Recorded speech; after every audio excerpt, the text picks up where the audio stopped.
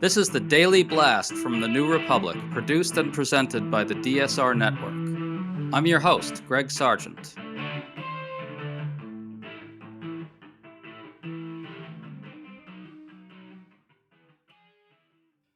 During his State of the Union speech, Donald Trump put on a big show of being focused on the middle of the country.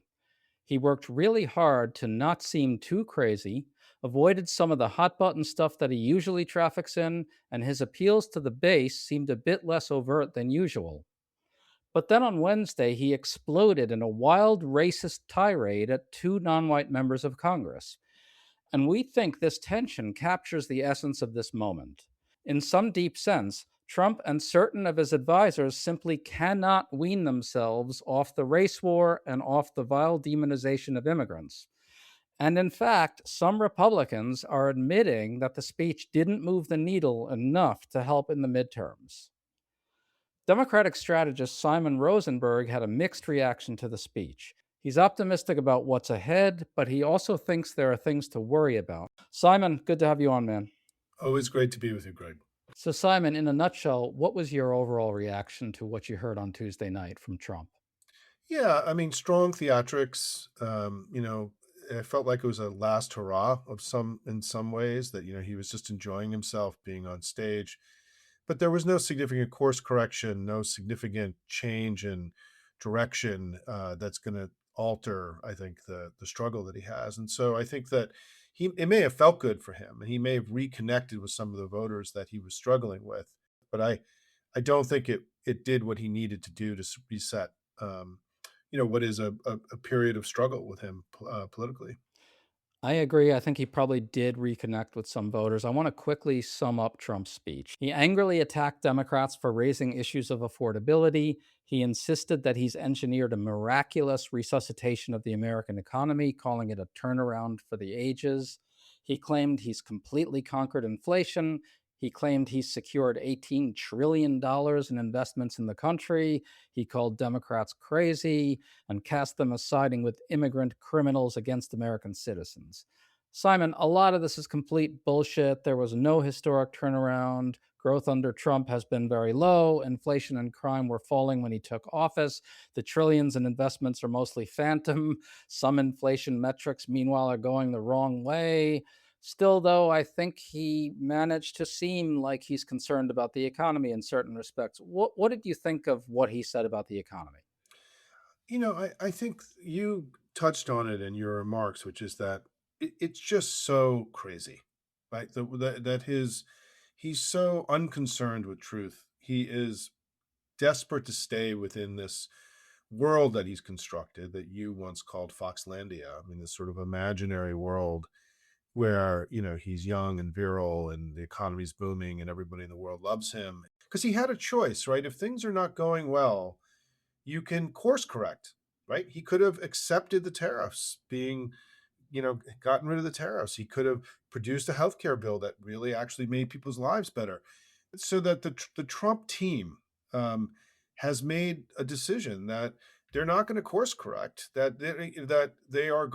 doubling down because they believe, I think part of what's driving this is that they believe that they're just going to be able to spend a lot of money and flood the zone with false stories, and that people are dumb and will be confused, and that they'll just overwhelm it with $1 billion of paid advertising, and then everything's going to be fine. Because if you're what's your theory of the case when you are where Trump is right now? Either you have to believe that you can basically bullshit your way through the electorate, or you course correct, and they haven't course corrected. There's no evidence of course correcting.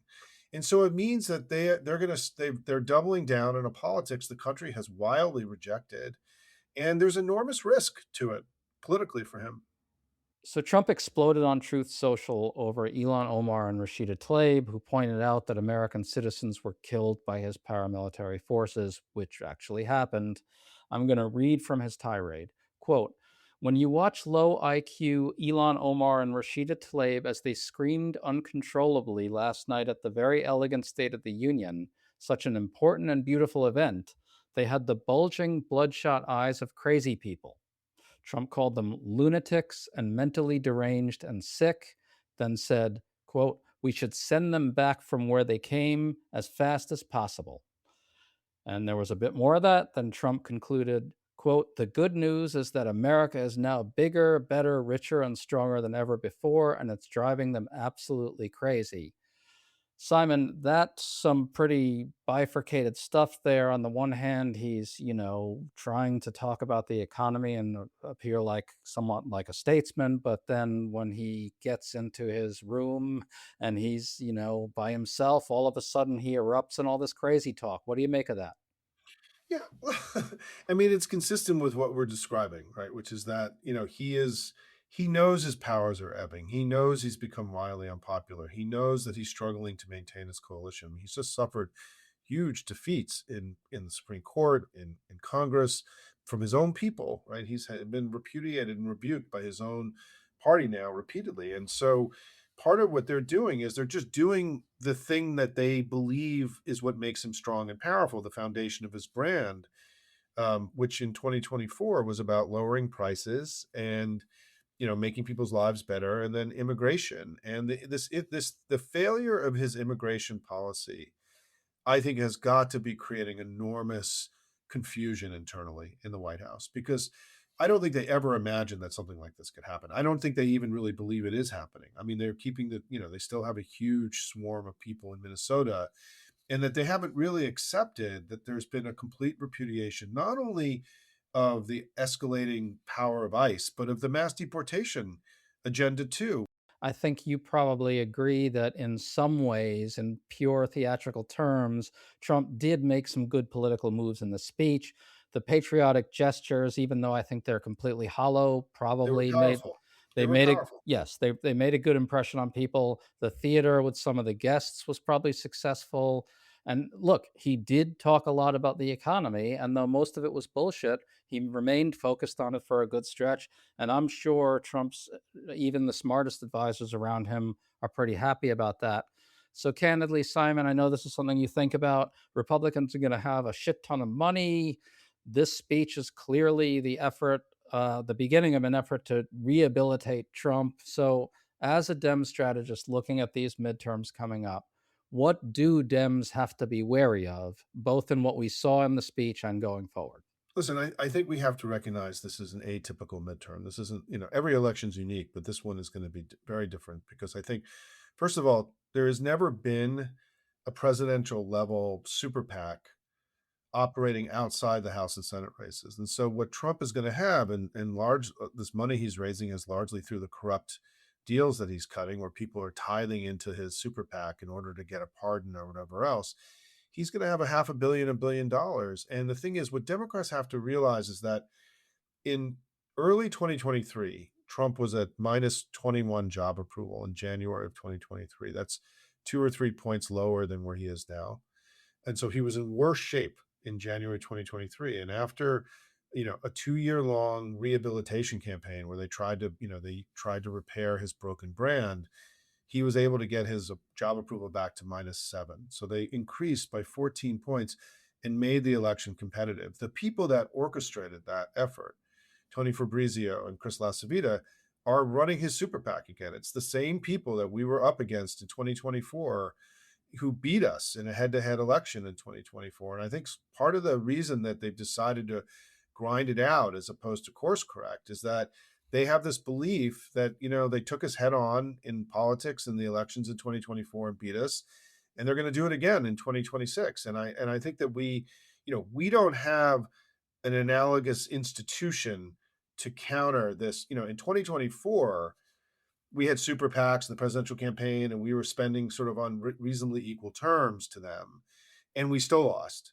We're not going to have this countervailing institution to combat the half a million, billion to $1 billion of ads saying that Donald Trump, and AI slop and all the other Russian disinformation and all the stuff that's going to be flooding the zone, because this was really the kickoff of the campaign last night, right? Is that we have to be a little bit worried about them outmatching us financially, and also in terms of the desperation. I mean, Mike Johnson said something in the last 24 hours that is the thing that we all have to recognize. He said, if the Democrats flip the House, Trump's presidency is over. So, what that means is that Donald Trump and his allies, including the Russian government, are going to do whatever it takes to stay in power.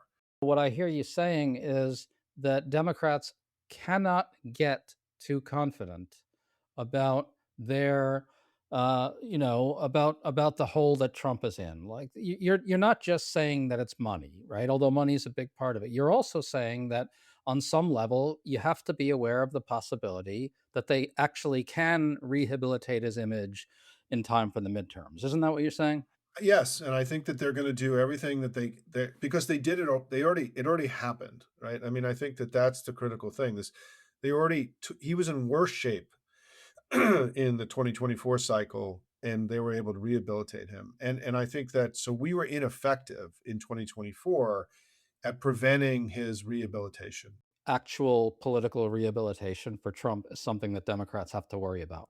Yes, because it happened before, and I think that I don't think we've really been honest with ourselves to some degree about what happened in 2024 and the failure of our um, of our political apparatus to prevent his rehabilitation. I think this is something that's in the after action report that the DNC has produced. I hope that some version of the after action report gets released because it would be informative and helpful for those of us who are working in the 2026 election to understand why it was that we failed to prevent him from being rehabilitated in 2024. To stay up to date on all the news that you need to know, there's no better place than right here on the DSR network.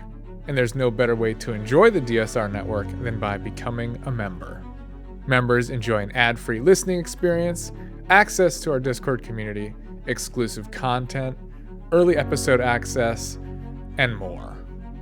Use code DSR26 for a 25% off discount on sign up at thedsrnetwork.com. That's code DSR26 at thedsrnetwork.com/buy.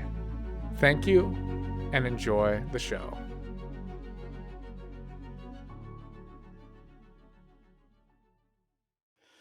I couldn't agree more. I really wish the DNC would release that thing. So let me now point out, though, that there seems to be a bit of a division among Republicans. A bunch of them are kind of crowing about this thing, saying it's the start of this new rehabilitation process, which again, I think we need to be sensitive to the possibility of.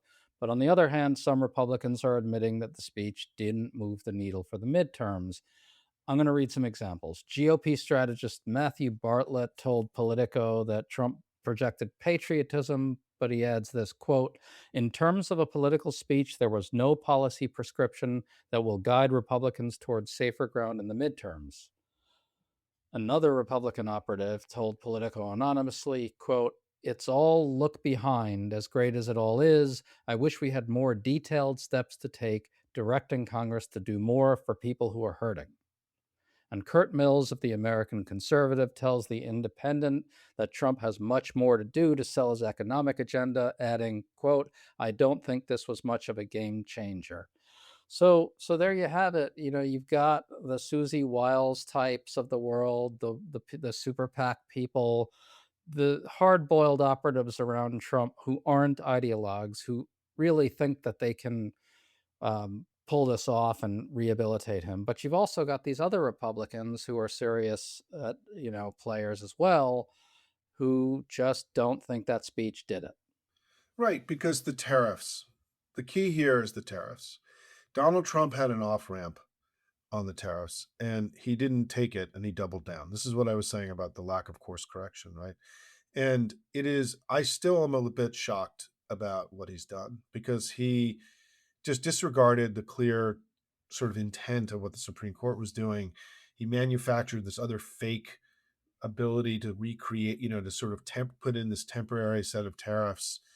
And what it means is that, and he also, by the way, forced the Republicans in the House, because what happened, people don't realize this, but a few weeks ago, the House took up the tariffs, the Canadian tariffs, in the vote.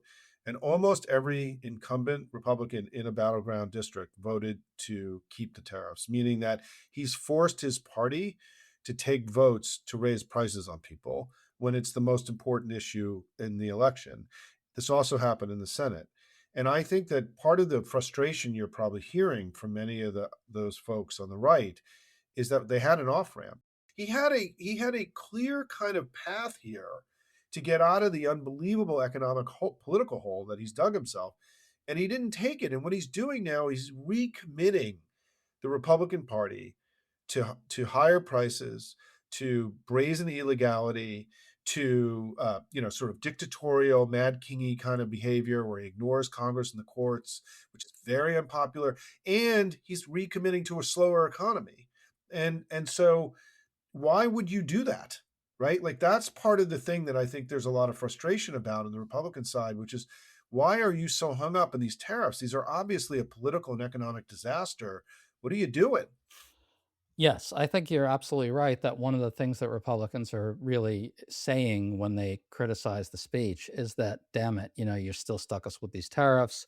You think Trump's most consequential comments might have been about those tariffs. So let's listen to him for a second from the speech on this. I believe the tariffs paid for by foreign countries will, like in the past, substantially replace the modern day system of income tax, taking a great financial burden off the people that I love. So that's incredible stuff because Trump is still deceiving people about who pays the damn things. They tax consumers. He treats the tariffs as if we don't pay them, but it's a regressive tax that working people pay.